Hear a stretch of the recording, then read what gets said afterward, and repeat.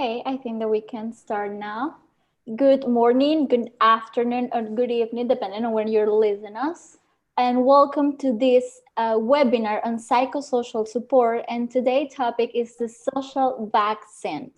Before we start, I would like to remind to every participant, every tense, that you can ask your questions at any moment through the chat box of the website and the Zoom below part of the Zoom page when you can put your questions in the chat box in the part of the questions and answers, or you can also raise your hands and we will allow you to talk so you can ask your questions live.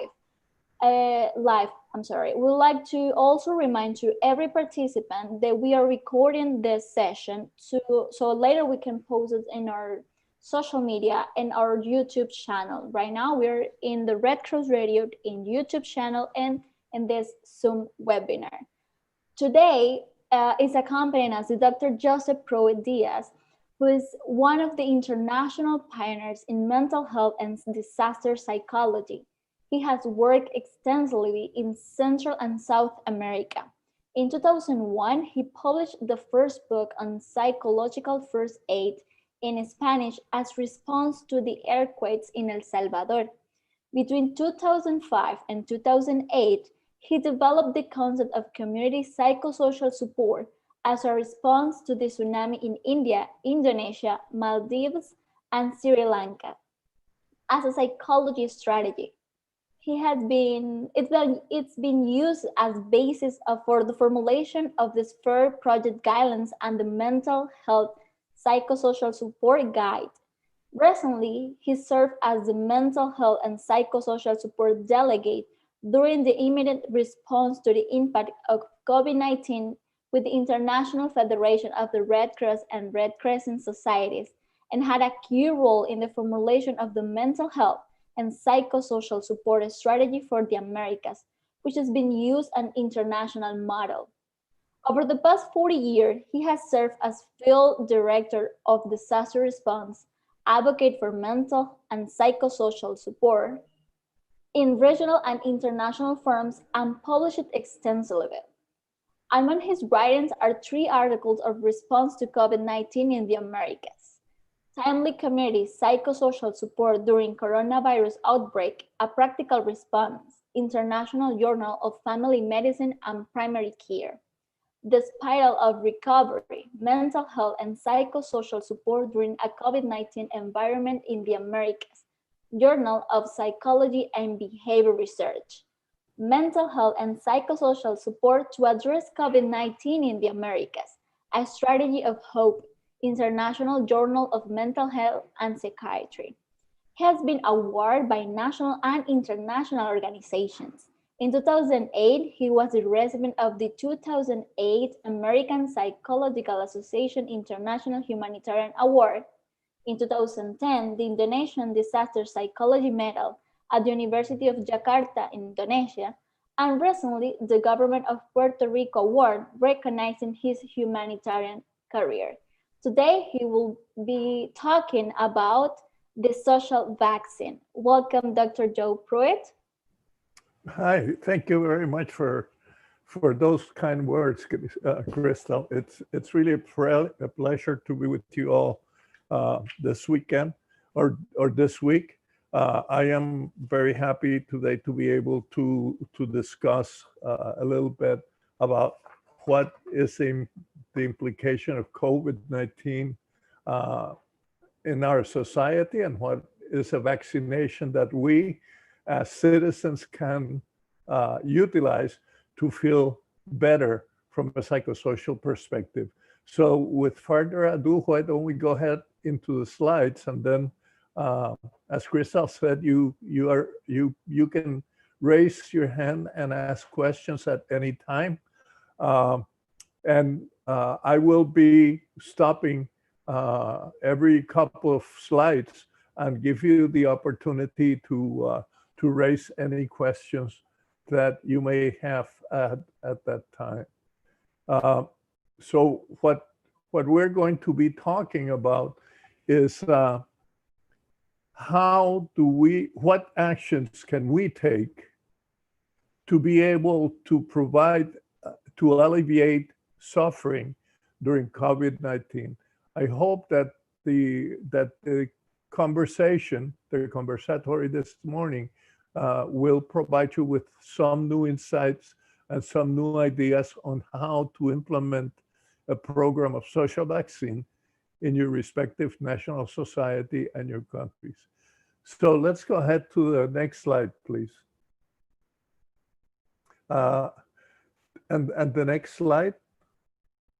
So when we talk about COVID-19 in South America, the Central and South America have been greatly impacted by COVID-19 for several reasons. One, the fact that we're so close to the United States. Two, that there's a lot of travel from different parts of Europe to Central and South America. And number three, that the socioeconomic situation of the geographic area have had an impact on the propagation of COVID-19 to South America. Today, Panama, which is a fairly small country, is second only to the United States in per capita number of deaths due to COVID-19. So saying that to say that this is a very important topic and very timely for all of us. Next. Next slide, please.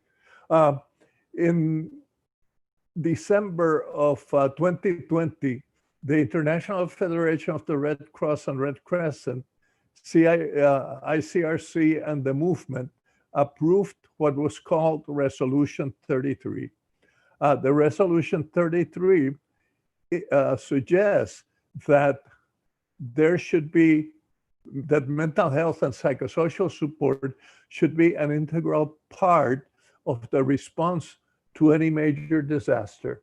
Unfortunately, as most of you know, a little bit about a month later, there was a first case announced. As a matter of fact, yesterday is the first anniversary of COVID-19 in our part of the world.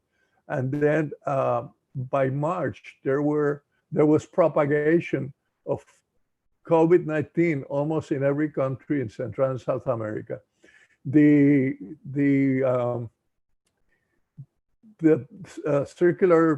resolution number 33 is divided into is formulated as a pyramid and divided into 4 stages. For the purposes of the Red Cross and Red Crescent, the second stage, the first and second stage are the important stages that we're going to be working with. The first stage talks about basic psychosocial support and inclusion of psychosocial first aid in community teams by members and volunteers of the National Society. And the second stage is specific psychosocial support and community activities to include training of community volunteers in psychological first aid. So we attempt to promote a positive mental health and psychological well-being at those first 2 stages. Stage number 3 is a transitional stage, where professional people who are in need of professional specialized services, basically psychological support, would be attended either at the community level or community health care facilities. And then the 4th stage mandates specialized mental health care. In addition to this guidance, the International Federation of the Red Cross generated a roadmap to support the capacity of national societies all over the world to the 192 national societies. And so the priority areas include guaranteeing a basic level of psychosocial support and integrating mental health and psychosocial support to all volunteers and staff in the national societies. Secondly, to develop a holistic mental health and psychosocial support between movement components and in collaboration with other sectors. So what we're saying is that the Red Cross family doesn't do the whole gamut of the 4 stages, but that at different steps, then we will have collaboration either with the Ministry of Health, with specialized services, or with other NGO, international non-government agencies or United Nations agencies. And I will discuss that a little bit later. And then number 3 is that we commit to protect and promote the mental health and psychosocial well-being of the staff and the volunteers. So the roadmap ends in 2023. So by 2023, everybody, all the national societies will have a basic level of psychosocial support and will be conversant on psychological first aid. Secondly, that there will be access to quality mental health and psychosocial services across the movement. So there are segments of the movement which have psychiatric treatment and psychologists such as ICRC. So in those countries where ICRC operates in conjunction with the National Society and the Federation, then we would expect the availability of psychiatric and psychological services. And number 3, that a supportive and caring environment for the workers and the Red Cross staff will exist. Next. When we talk about mental health and psychosocial support from the perspective of the Red Cross family, we're really talking about, as a matter of fact, MHPSS in general, the original MHPSS guidance includes 3 basic components: mental health, psychosocial support, and psychosocial well-being. We can either utilize the IASC 2007 guidance, the updates, or we can utilize Sphere 2018, which has 2 components of psychosocial support. One is psychosocial support as an ongoing activity throughout the humanitarian response, and that you will find on page 17 of the Sphere manual. And then on page 342, you will find the description of the 3 segments of program that I'm mentioning at this point. Mental health, as I mentioned earlier, is basically level 3 and level 4 of the pyramid, and it focuses on psychological trauma, biological conditions such as epilepsy and other neurological impairments, psychiatric symptoms, and pre-existing conditions. I don't want to leave out the addiction to substances, which is such a big problem within our part of the world in Latin America, South America, and the Caribbean. In terms of psychosocial support, which is basically the movement program, we involve community mobilization, training of psychosocial support groups. We provide psychoeducation, and the bread and butter, so to speak, of all the volunteers in our movement is the provision of psychological first aid. And then there's a 3rd component of which promotes the psychosocial well-being of the population. And the spearheaders of that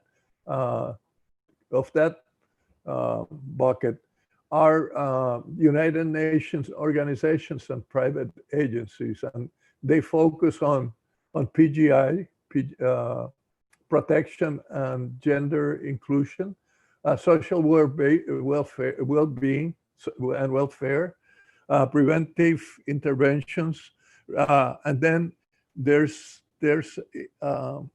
potential for work conditions to improve the economic well-being as well.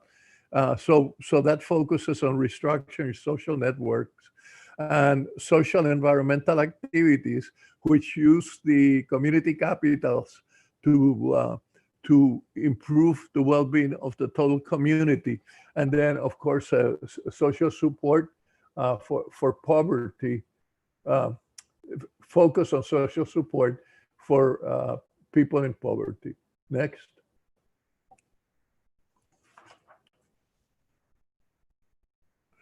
So, no, go back one, please. There we go. Okay, so in terms of psychosocial dimensions of COVID-19, I am going to mention three really quick. First, past experience of addressing major public health problems such as HIV, ASD, and polio control, and smallpox eradication. Share some wisdom of what helped. And one of the things that help is that in this health challenges in the past, long before the medical interventions appeared on the scene, the mobilization of people living with the problem and the public education proved to be vital.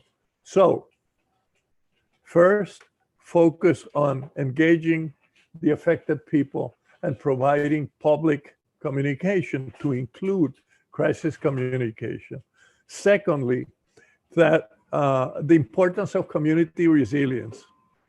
There are a number of examples of the increased effectiveness of control in countries and communities where greater social cohesion and trust exists. I have already mentioned sense of place or community capitals, and I will continue to mention community capitals throughout this presentation because of the vital needs of identifying those people in a community that have a role to play in its constant development and the healing. And number three, there are community measures together with the health and psychosocial support sector, which have emerged as early examples of how to deal with the COVID-19. Some of them are practical government leadership. Secondly, investment in the health sector. Three, an educated and well-conscious population. Number four, leverage of technology. Number five, setting up hospitals for the fight against COVID, and especially clinics that focus on assisting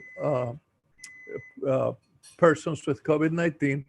And last but not least, probably the more important, is that there has been an increase in mental health support and psychoeducational health promotion initiatives. And we have seen that through the media. We recognized it early on, and we knew that this pandemic response would be a mental health response through the media, through internet, and through crisis communications of different sorts by different organizations in the community. Next.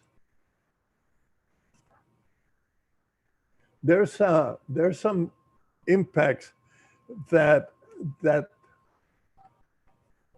we can resolve with a social vaccine.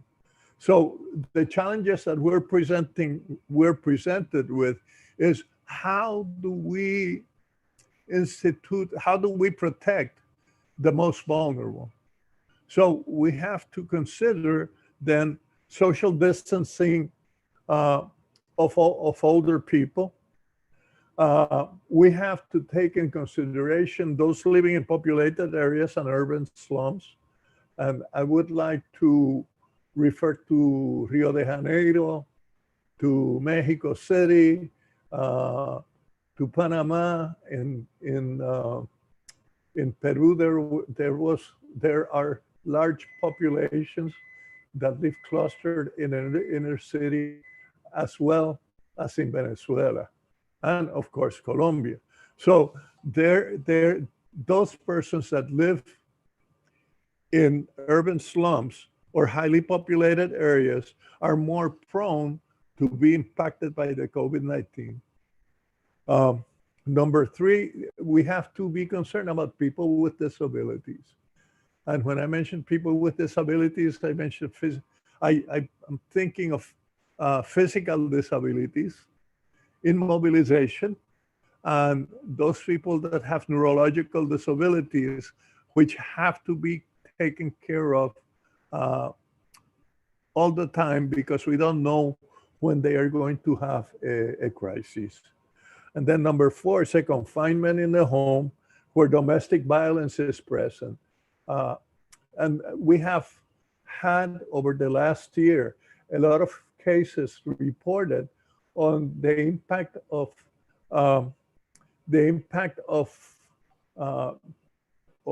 people remaining isolated in their homes, in families where there are large issues of domestic violence. So the attempted cure from the side of the government and others has been a hindrance for those families. And so that comes to us as mental health workers. I'll be there in a minute. It comes to us as mental health workers to attempt to provide assistance for that population. And the final part here is that we have relied on social media, but for young people and people who are exposed to social media for the first time, there might be an over-reliance of using social media. And so therefore, those social networking processes might create addiction towards that media. And so we have to count that as challenge. So three challenges that we would have in this area are that the elderly may find some problems or some difficulties using the technology. Secondly, and the last part that I mentioned was the overuse of social media addiction and the negative consequences that might bring. And number three, mental health issues that arise among the younger population due to isolation, loneliness, and changes in their routine.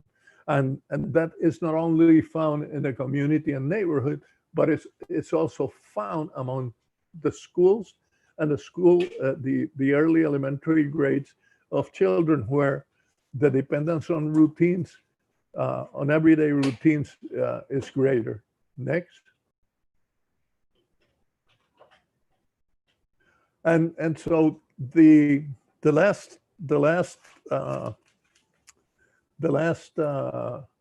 area of social dimensions have to do with the greatest impact, the greatest mental health and psychosocial issue is cost for women who have to take care of children, maintain homes and work all at the same time. The other piece is that women are usually the daily money earners in the family. If they're not able to have the small shops and go to work, then the family doesn't have the necessary resources to be able to shop and to care for themselves. Next. So, oh my God, how do I deal with all this? The connection between people is important. Human beings are social by nature, and high quality social relationships are vital to health and well-being. However, like many other determinants of health, social isolation, which means an objective lack of social contact with others, and loneliness, the subjective feeling of being isolated, are significant but underappreciated risk to public health. Social isolation and loneliness are associated with poor physical and mental health outcomes, including higher rates of mortality, depression, and cognitive decline. Um, Recent research documents the high prevalence of social isolation, loneliness amongst uh, the older adults. So let me stop here and see if there are any comments or questions.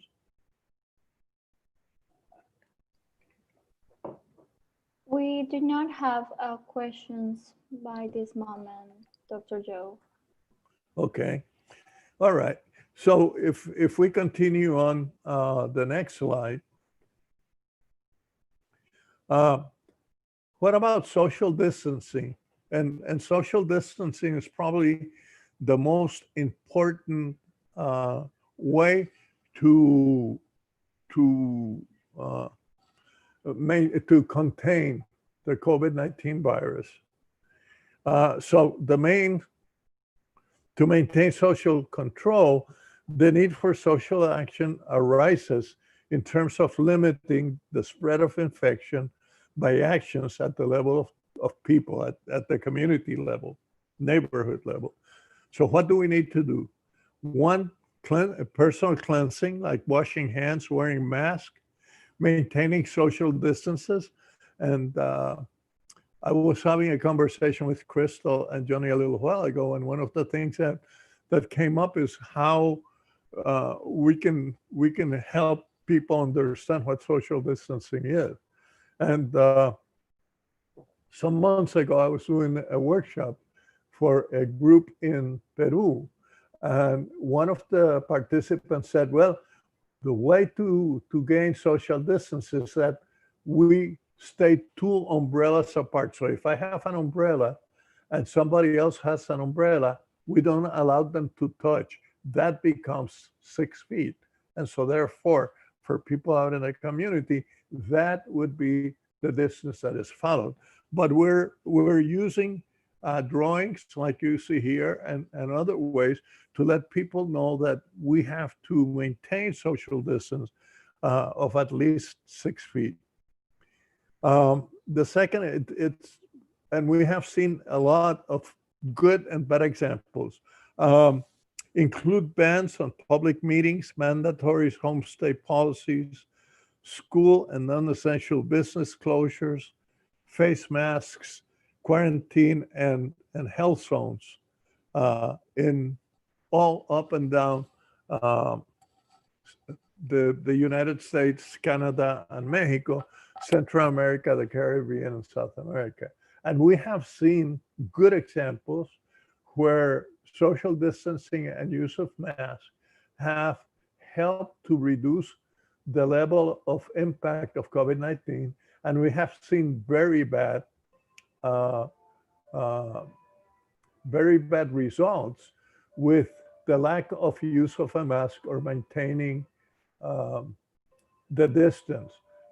2 examples of that are the great increase in the number of deaths in the last month in the United States. And then other areas, Panama, Brazil, in our part of the world. There are other examples from other part of the world. So these measures are intended to reduce the disease transmission both locally and globally. Next. So once again, let me ask, are there any questions or comments from the viewers? We do not have questions by the moment, Doctor.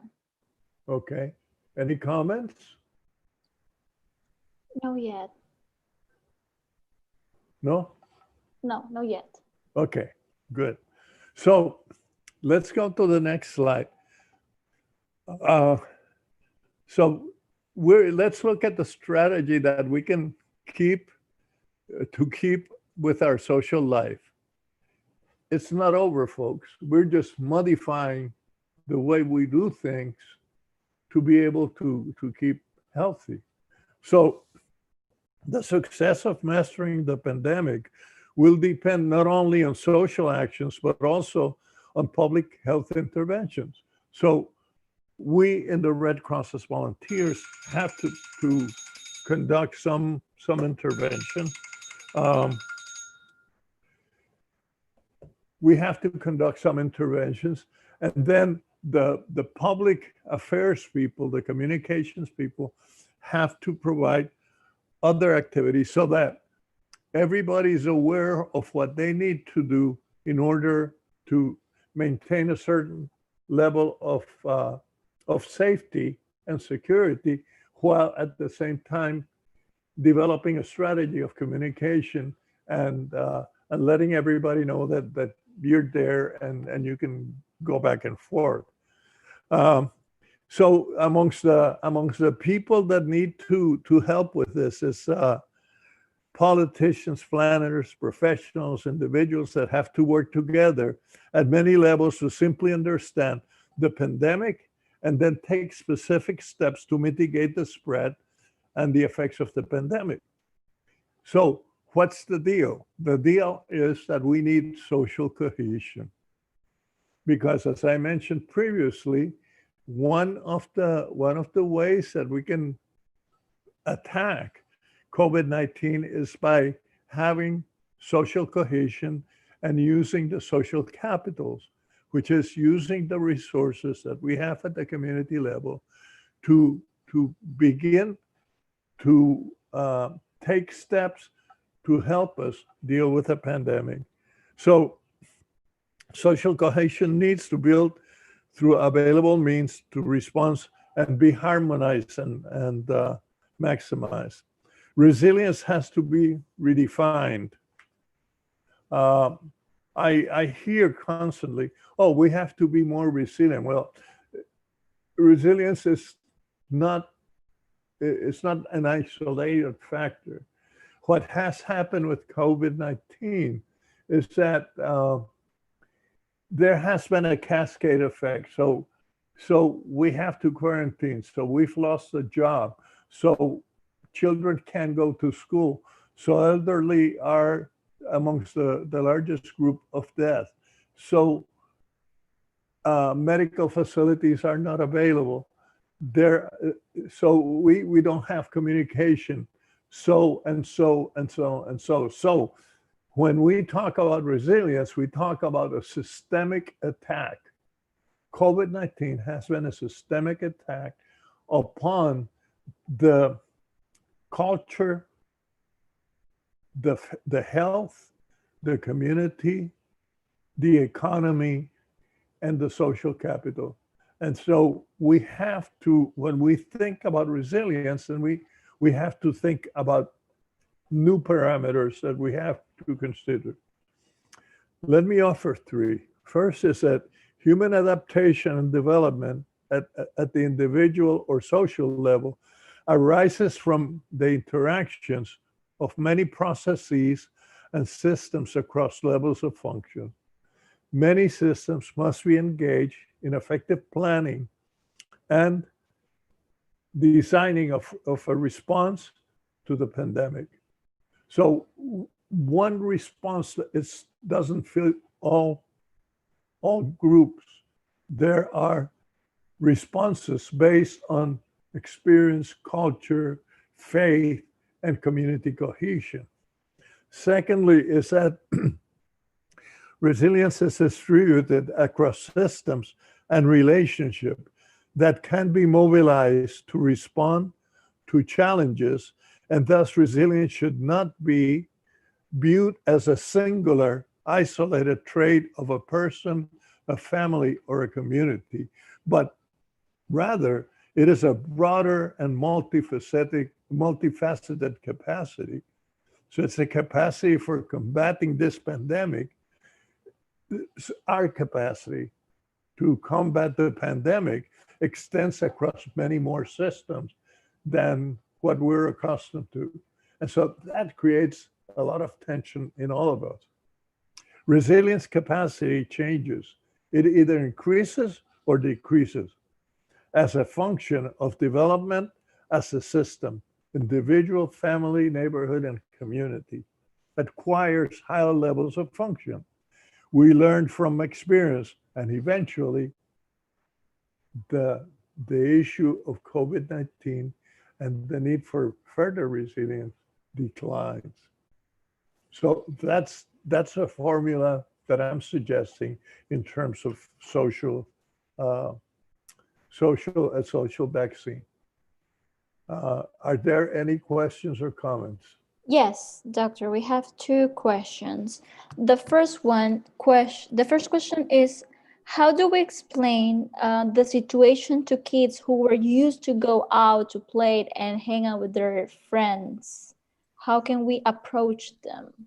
Okay, so the kids, if kids go from 4 years old to about 12. So let's so I'll give you a global situation. First of all, that we should look at COVID-19 as a new adventure, a new learning experience. And the learning experience that we're going to have is that we're going to have to stay at home, and we're going to have to study using um, either the internet or the telephone, and that we might have to go by the school to pick up homework, and then we sit down and we do it at home. So that's a new experience. The second experience is that we're going to be interacting less in the school and possibly interacting more in the community. But when we interact in a community, either in a playground or we're walking on the street, if we see some other people coming towards us, we move to the side and we walk on the left or the right, and then after the people go by, then we come back to where we're walking. We're going to have to leave messages for others. For example, one activity that a third grade class of a school right behind where I live has done is painting rocks. And the rocks have little messages. There's hundreds of rocks in the neighborhood, okay? I would venture to say at least 1,000. So it says, "You're wonderful. You're amazing. I look forward to being with you." And so those rocks that are passive in the side of the road are giving us messages. The environment is giving me, a young 9-year-old, a message. It's telling me that I exist, that I'm important, that others are thinking of me. And I think that's the way that we have to approach children at different age groups, with the understanding that children are the most affected. Today, the Washington Post had in its front page an article which reads a simmering mental health crisis for U.S. school children. And so the issue of the mental illnesses that are being generated by COVID-19, it's the social isolation, the loneliness, and the changes in the routine. We can deal with the isolation and loneliness because most families are at home together. We can deal with the isolation of being with friends by using media, by making messages, by staying not gathering groups, but staying by ourselves. What parents and teachers have to really focus is on how to transition the routine that kids had when there was no COVID-19 1 year ago, and how have this how have these routines changed, and how do we make a change in a routine a positive experience for the children? I think that's the best answer that I can give at this time. Make it a positive, make a routine a positive change. Thank you so much, Dr. Joe. We have two more questions. The next question is there any difference between how is this affecting teenagers or youth people from others? I think the question is if this is affecting maybe somehow more on teenagers or youth people, for example, comparing to kids or older No, people. definitely not. The illness is not affecting young people and children as much as that is affecting the elderly. And so this is the this is a switch. The pandemic here uh, has impacted people 55 or older. In some cases, for example, in the United States, where there has been such a radical increase in infection, there are younger people, meaning down to the 30s, that that have been impacted. There's very little literature of children or teenagers being impacted by the uh, pandemic itself, but there's a larger report on issues of social isolation, et cetera, that we just discussed. And so that's how the young children and teenagers are affected. So we have to worry less about the physical sequelae, but more about the psychosocial mental health. And that's one. And two, we have to reconfigure a lot of negatives, i.e., social isolation, wearing the mask, etc., into positive experiences. And how do we turn this new normal into a lot of fun for all of us? There are some examples here. For example, having a party over the internet, communicating with a whole lot of people, having a meeting, a work meeting over the internet, or simply having a call such as this where we can conceptually see each other and talk to each other for a period of time. So that's the answer to that question. We have one more. Yes, we have one more question, and the question is, what can I do if an anxious or a stress situation arises in my home or between my family? First of all, those situations are going to arise, and they're normal response to an abnormal situation. It's stress at home is a normal response to an abnormal situation. And so what we need to do is talk to the person that's exhibiting behavior, isolate at a moment and have a private meeting with that person and figure out what are the causes of stress. And once we have talked about that and figure out what are the causes of stress, then as a family unit, we could agree that we're going to listen to the person who expresses stress to share the information that they would like to share with us. And we have to commit to listen. And so that's the best way. The talking cure is a good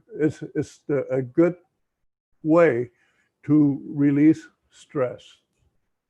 There are others, of course, but there are other ways. For example, blowing on a balloon, deep breathing, listening to music. But it is best if you're in a home and the stressors are caused in relation with how the home environment has changed because people are there, then your best bet is to talk it out. Um, so that's that one. We have one more question, and maybe after that we can continue if you want to. Go ahead with the other question. Okay, the question is, are there any recommendations for people who live alone and do not have close friends or relatives? Yeah, there are recommendations for that. Is one of my greatest issues during this last year has been the report of people living by themselves and calling into either Red Cross call centers or mostly Red Cross call centers, and then I get the referral, uh, and the issue is that you have a certain level of activities that you do on a daily basis. We have chosen prior to COVID-19 to have our own apartment, our new ways of being it, our new job, our new city, etc. And so there have been limited resources available once the COVID-19 came with all the government restriction uh, to assist people that are isolated because of where they live or where they work or et cetera. And so the best way I had mentioned earlier as well is that we need to engage the social agencies within our community to become responsible for the well-being of the total community. That is families who live in a household or people who are isolated in a household. And so one of the ways that we can do that is in places where there are Red Cross volunteers that could be assigned to a neighborhood. They could potentially visit their street from one side to the other on a daily basis if it would be possible. And all they have to do is knock in and just ask, how are you doing? And if people engage in a conversation, engage the people in a conversation and spend the time, because that is a basic principle of psychological first aid. So you listen, listen, listen, you observe, and you refer if necessary. People might be alone and might need someone to talk to. So you might be that person. You might be the person that is there to talk to. But it may be that somebody who's alone in the course of the conversation explains that they have been feeling some backache in their lower back, or their increased headaches, or they've lost appetite. So then there's a referral to a health concern, because the isolation may be generating some physical responses, and so those physical responses have to be addressed by another specialist. But basically, to finalize the response, is that part of the role of the Red Cross is not only to run ambulance services, but part of the role of the Red Cross is for volunteers to take responsibility for the accountability of the neighborhoods in their communities. Make sure that you know who are the elderly, the handicapped, people that have to take medication every day for a physical condition, etc. If you know that and you follow up, you as a community member are doing a great job by providing psychological first aid right in your community. You look, you listen, and you refer. Is there any other question, comments? Those are the questions that we have right Okay, now, Doctor. We can great. continue. So let's go ahead and the next slide deals with a biopsychosocial model that was set forth by Broment for a long time ago. I'm old, but the guy is older than I am. Uh, and the deal, what he tried to help us understand is that wellness, community wellness, involves many areas. So it involves the environment, it involves the economy, it involves the social aspects, but it also involves the spiritual sense, our physical sense, our intellect, etc. And so if we're going to in very I'm sorry, the other part of this circle is that there's a family, a school, a community, and work. And outside of that circle, there's a government that are always there for me. So if I realize that I am, and I make a list of the things I have that support me, then I can survive COVID-19. So that's one learning. The second learning is um, that we have to think a little bit about what are the things that we have to do on a day-to-day basis to feel better. So I sleep well, I work, I talk to others, I eat, I recreate, and I have a vision for my next day. So those are some ways that we are able to remember that we're never alone. We're part of the greater community. I have friends, family, neighbors, Red Crossers. I have. And so I can survive this challenge of COVID-19. Next. So there are two ways that we can focus on the whole issue of psychosocial support in our response mechanisms. So we have the event, we had the pandemic.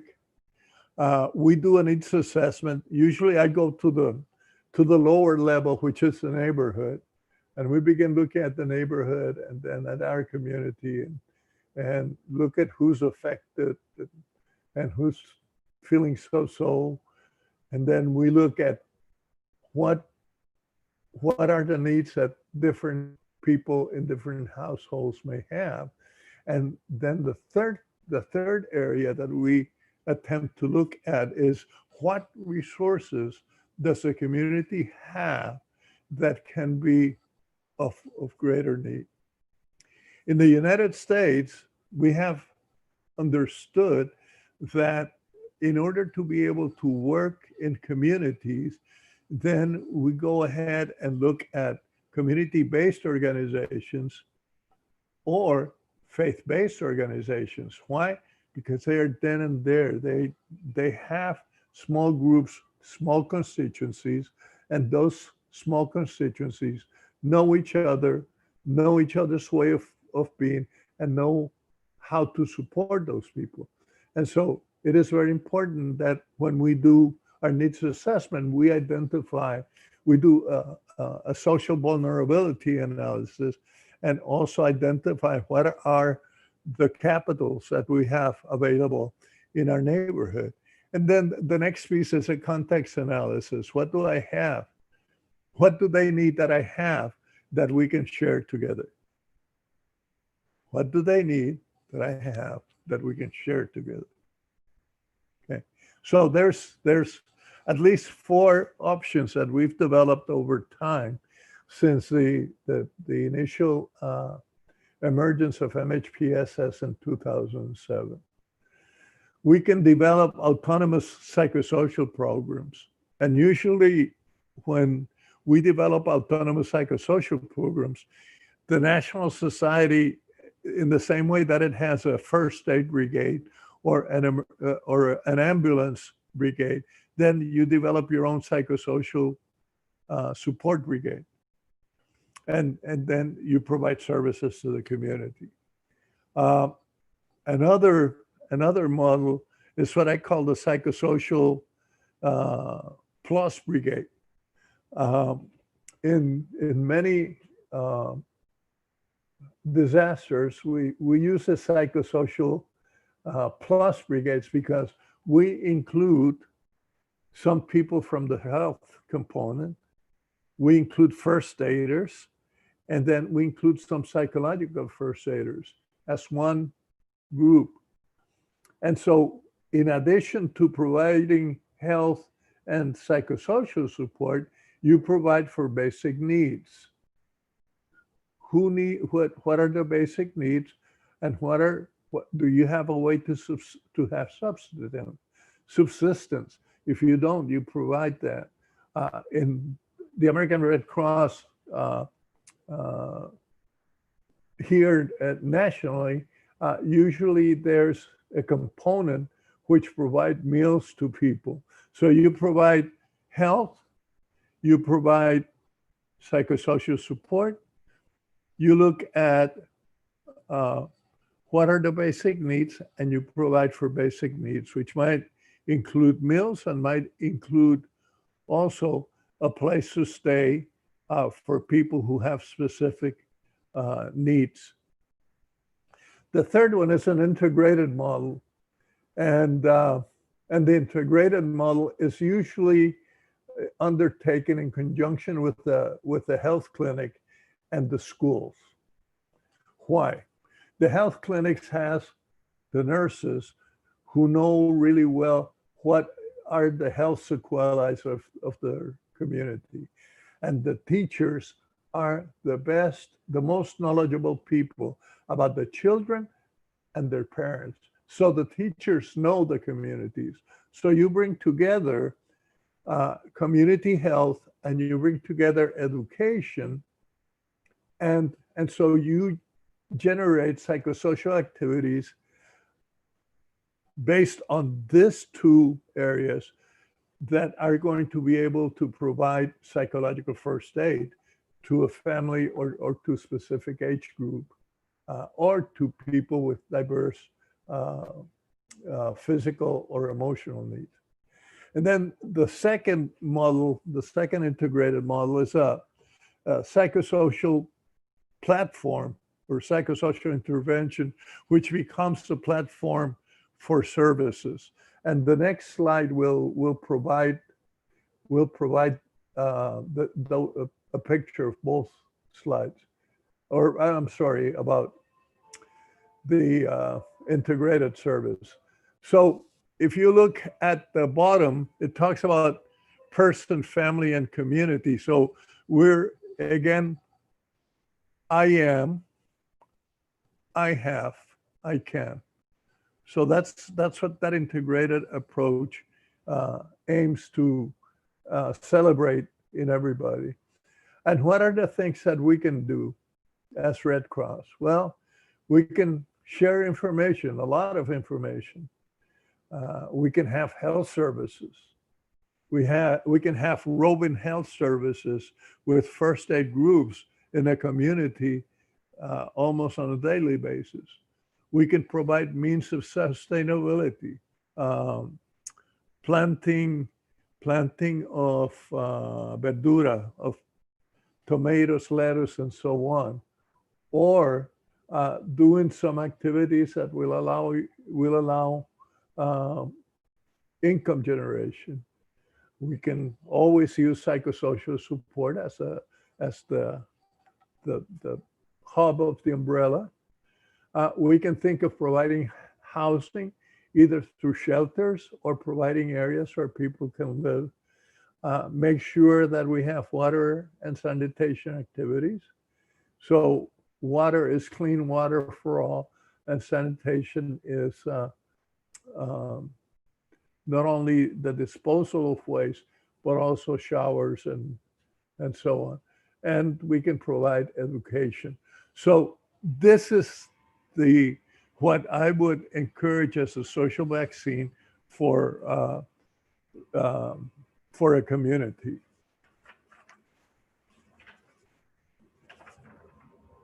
Next. All right. Are there any questions up to now? Yes, we do have two questions that are related. The first one is, the government measures has changed, but I'm still afraid of going out. Say again. Say again. I'm The sorry. government measures has changed, but I'm still scared of going out. Is this feeling okay? And the other one that I think it's kind of related, it's can I be reinfected? Okay, so yeah, I go out all the time. I'm not like I haven't been homebound.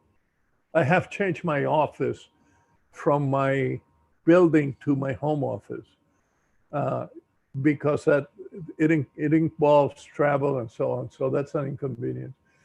But I have not stayed at home during this year. I have been able to go out wearing a mask, going out at times where people may not be going out, or there may be less people in the street. So I go walking, let's say at 5:30 in the morning or at 7 o'clock at night, and so on. But once you have spent a year, think about this, you've been for 1 year bombarded by television. Every 10, 15 minutes, somebody says you're going to die with a COVID-19, and we don't know anything about it. When you hear that people in your church are ill and you can no longer go to your place of faith to congregate, you might not be able to go to the park to congregate. So it's a constant reminder that things are really bad out there, and that you're going to be impacted, and so it is a natural reaction to, once things have been declared to be much better and there's opportunity to go out, that you're going to be afraid to take advantage of that, of this upcoming new normal, because you don't know what response it's going to have. So I would say that as you go out and take advantage of this new normal, if there are moments where you feel that you have that you're kind of tense, just stop and deep breathe. My colleague, Dr. Roberto Brito, has devised a mechanism which he calls 4-7-8. And he says, for 4 times, you take a deep breath and count to 7. And then you let it out with 8. If you do that, what you're creating is what you're doing is bringing a balance back into your physical being, which will allow you to continue on and enjoying the new normal. So that's the answer to the first question. The second question was about what? Can I be reinfected? No. There's no evidence. There's no evidence at this time that people have been reinfected. And let me tell you why. When you get infected the first time, all those things that happen, the headaches and the high fever and pneumonia, and in some cases, uh, your stomach goes out of whack and you have diarrhea for 2 weeks, et cetera, et cetera. That's your immune system dealing with COVID. When all of that goes away, you've beaten COVID. That is, your physical body has developed antibodies that if the the virus comes at you again, uh, you won't.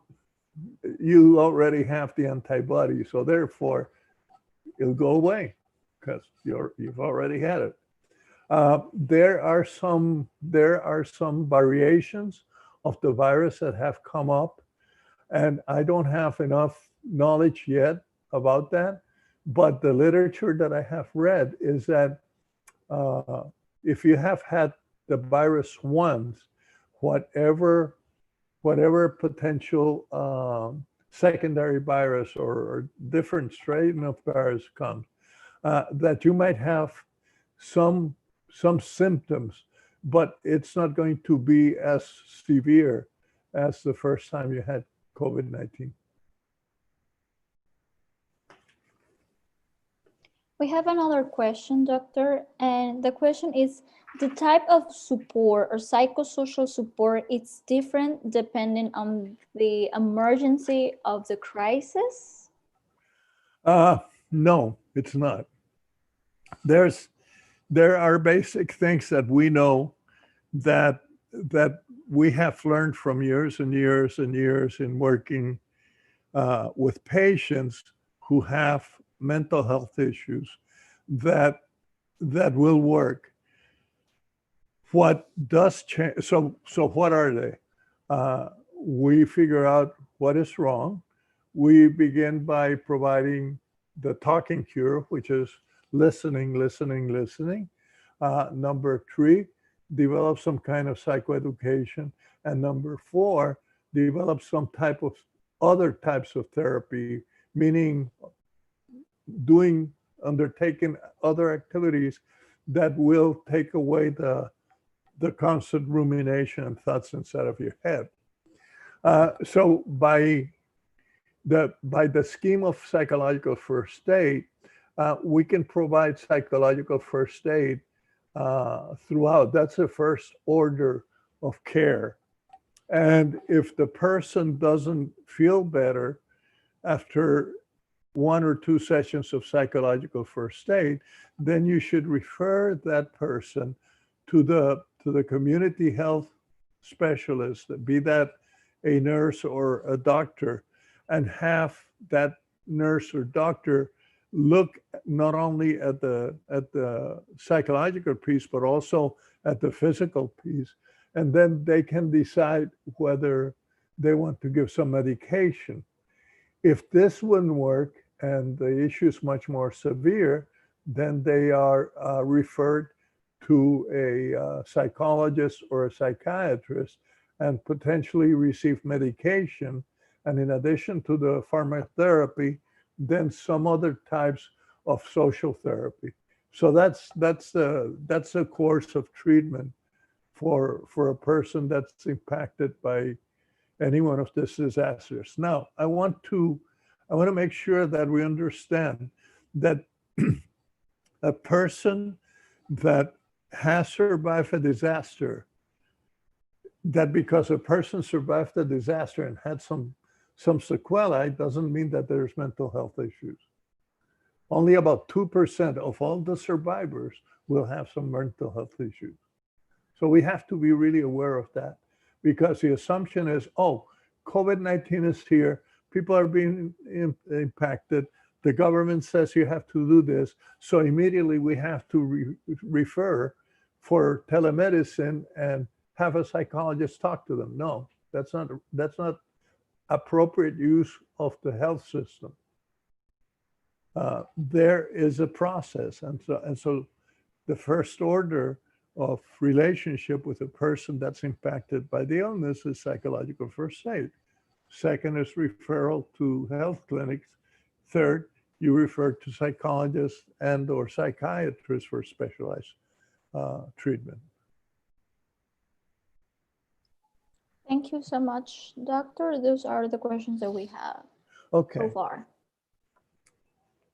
So before we go on, one of the things that I always look for, probably because I'm an old man, so I look at stuff that has been done before, right? And I had worked with Ebola during the Ebola crisis. And when we were working with Ebola, the Cuban medical personnel that came brought some guidance, but the guidance that they gave was, for the Ebola crisis, mind you, was developed in 1918 for the Spanish flu in Cuba. And so the Ministry of Health of Cuba recommended, 1918 now, the Ministry of Health of Cuba recommends that the patient remains isolated at home as a source of contagions, that they receive medical assistance because of the severity of the symptoms. The health department, public health in Cuba, recognizes the value of daily house cleaning during the illness, dust collection, and the entry of sun into the house. The house should be ventilated and avoid medications. This is document 17 provided by the Cuban Health Department in 1918 to fight the Spanish influenza. And I thought I would share that with you because it is so similar to our day-to-day set of issues and guidance that we're receiving from television and other sources to fight COVID-19 at this time. And so I just wanted to say with regards to this slide that the rise and spread of COVID-19 has presented the individuals and organizations committed to serving their communities with a unique paradox. With the increased number of affected people, many impact-oriented institutions have seen an increase in the past 12 months. Plenty of us feel more inclined than ever to give back. Our ability, and that's I'm talking about Red Crossers, our ability to be a resource for those in need is urgent and important. But with stay-at-home orders in places across the country, many of us are restricted from leaving our homes to perform acts of service. So the question that arises is, how can I help fight the pandemic and support the Red Cross in the front line from the confines of my living room? I don't know about you, but in my case, I'm putting 50 hours a week doing Red Cross work from my office at home. And the point is that we can use telephone, we can use computers, but we can also talk to people from our window to outside the road. We can check on others and refer, and we can not only give a vision of here I am, although I'm far away, but we can talk about things.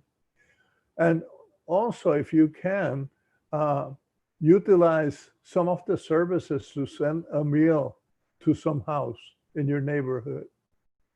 Check your immediate neighborhood becomes the world that you're going to serve. And I encourage you to do that. Next slide, please.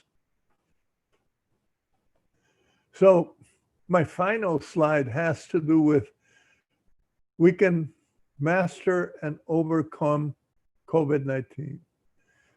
So let me repeat what I've said in the last hour and a half. Talk to and seek out your neighbors and friends. Continue your daily tasks, taking the necessary precautions. Don't waste time, stay active. Zumba is a great activity. Accept your limitation and those of others. Seek your inner peace and seek psychosocial support if necessary. Together, we will make it through. And so finally, before I close, I get a lot of emails from volunteers and staff from Latin and South America.